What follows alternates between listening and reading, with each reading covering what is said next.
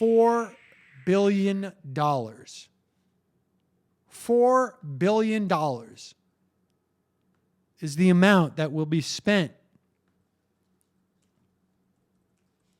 on this midterm election. It breaks all records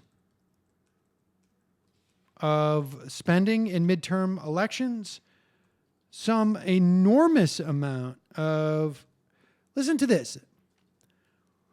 Outside groups have aired more than 1.5 million television campaign ads.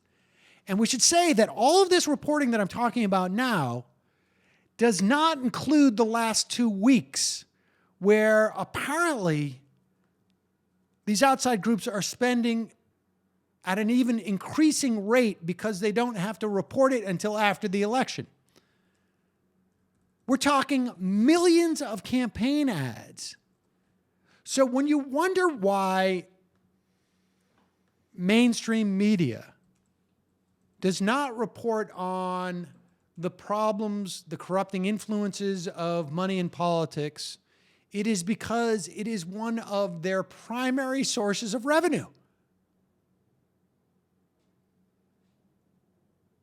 I mean, just imagine in the context of this show, if I had 2 donors, one donor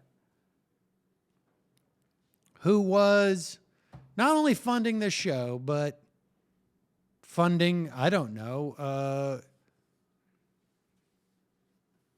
the repeal of the minimum wage. There would be some hesitancy on my part to talk about it.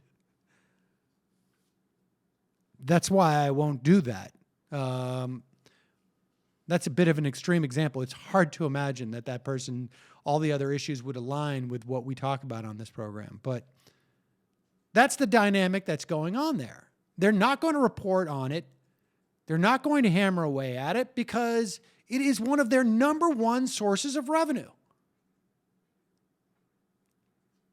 So you got $4 billion with a B spent in these midterm elections.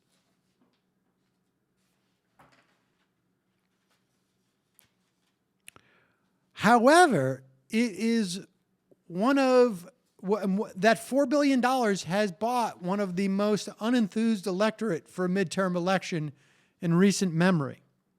NBC Wall Street Journal poll found that 58% of Republicans in late October said they were interested in the campaign, statistically identical to the 57% of Democrats. At the same time, in the advance of the Republican wave in 2010, 70% were interested. In 2006, before the Democratic wave, 2/3 of Democrats professed interest, well above today's level.